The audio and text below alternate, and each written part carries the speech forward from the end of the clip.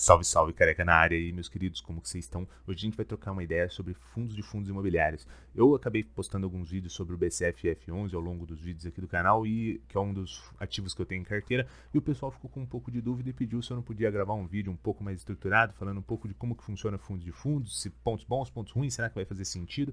Então eu decidi trazer esse vídeo para você fazer uma análise melhor e ver se faz sentido para sua tese de investimentos, beleza? Deixa o like, se inscreve no canal, tem alguma dica ou sugestão, comenta aqui embaixo, dá aquela moral pra gente, segue a gente lá no Instagram, Careca Investidor, e bora pro... Então, galera, pra gente começar a entender como que funcionam os fundos de fundos imobiliários, vamos pensar do método tradicional. Como que funciona o método tradicional? Você pega lá sua grana e investe em um fundo imobiliário, seja ele de tijolo ou título de dívida, tanto faz. Como que funciona esse processo? Você vai ter que fazer a seleção dos ativos, você vai ter que definir qual o percentual que esses ativos vão ter na sua carteira, se vão ser um percentual maior ou menor, qual que vai ser o segmento, se vai ser de logística, de shopping, de escritórios. Então você vai ter que fazer toda essa gestão. Você vai ter que acompanhar resultados para saber se está fazendo sentido comprar mais, manter ou vender. Então você que tem que fazer essa gestão ativa toda no cenário tradicional. Como que funciona no fundos de fundos? No fundos de fundos você vai comprar a cota de um fundo de fundos imobiliário e ele que vai fazer esse gerenciamento, ele que vai definir com base nas métricas dele quais ativos que vão ser comprados, de quais segmentos, qual que vai ser a proporção em carteira, ele que vai fazer esse processo todo, ele que vai definir quando comprar, se mantém, quando que vende. Você só vai comprar a cota e essa gestão aqui é toda terceirizada, se você for parar para pensar, para que o gestor de fundos imobiliários faça esse processo no seu lugar. É tecnicamente isso. Aí a gente pode parar para pensar no seguinte, pô, eu, por exemplo, eu sou contador. Eu não sei qual que é a sua função, qual que é a sua profissão, mas assim, eu sou contador, eu até entendo um pouco sobre números melhor do que a sociedade em geral, mas não deixo de ser contador. Então, o que isso significa? Significa que uma pessoa que ela é gestora de fundos ou que ela é analista de investimentos, o que acontece? Ela vai ter uma qualidade muito melhor para estar fazendo essa análise do que talvez eu como contador, você como advogado, você como pedreiro, você como cara do telemarketing, qualquer coisa que seja. Essa pessoa ela tem uma capacitação muito melhor para analisar investimentos, para poder estruturar melhor quanto que aquilo lá vale de fato, se aquilo lá está fazendo sentido ou não.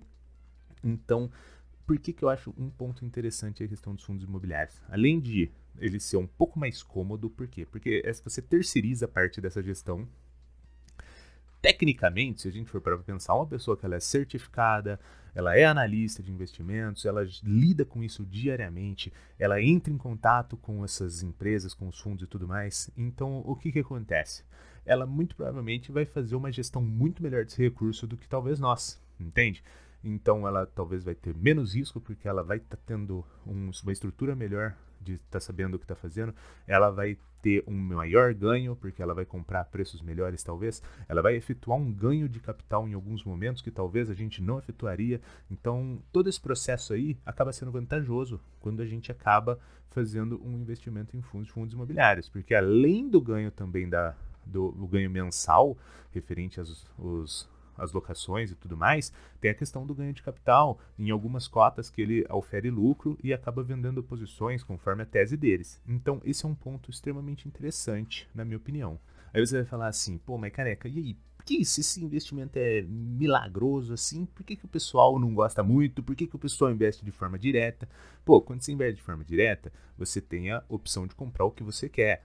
Quando você investe em um fundo de fundos, o que acontece? O gestor vai comprar conforme as análises dele, a métrica dele e tudo mais.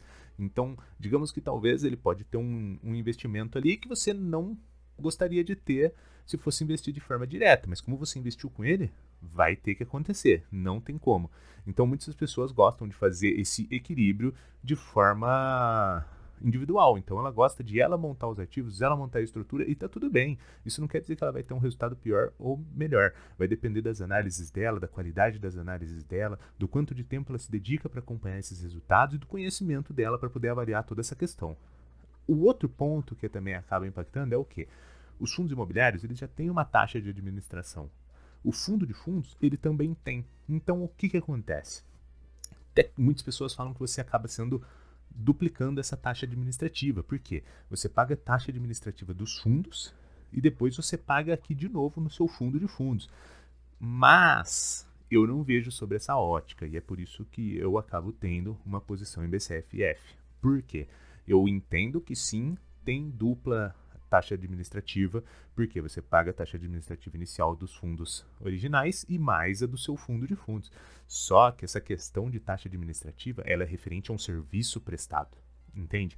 O fundo de fundos ele está fazendo essa gestão, ele está fazendo esse acompanhamento, ele está decidindo as melhores decisões para estar fazendo. Então, tecnicamente, você está pagando por esse serviço. Na primeira ponta, você paga pelo serviço da primeira gestora que está fazendo a gestão daquele processo todo, cuidando daquela estrutura de locatário, cuidando daquela estrutura de despesa. Nessa ponta aqui, você está também pagando uma taxa de serviço, só que de uma taxa administrativa, mas é de uma outra forma. Por exemplo, agora aqui a gestão já é uma gestão de portfólio.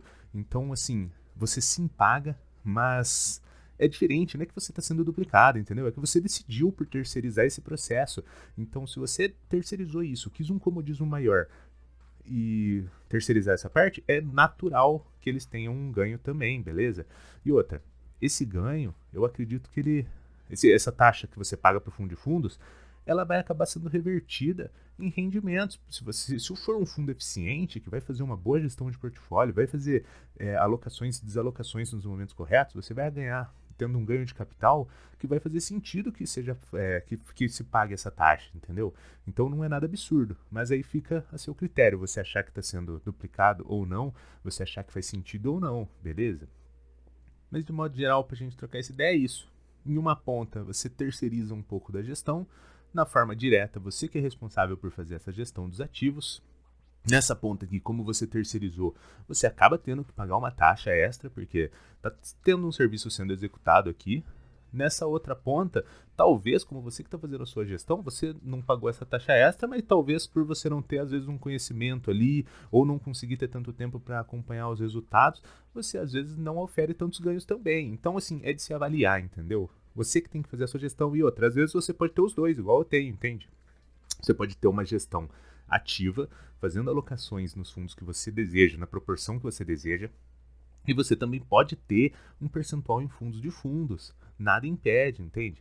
Então é você analisar como que você vai estruturar a sua carteira, se você vai ter um percentual X de fundos imobiliários, e aqui dentro você vai pôr um pouco de fundos também. Por quê?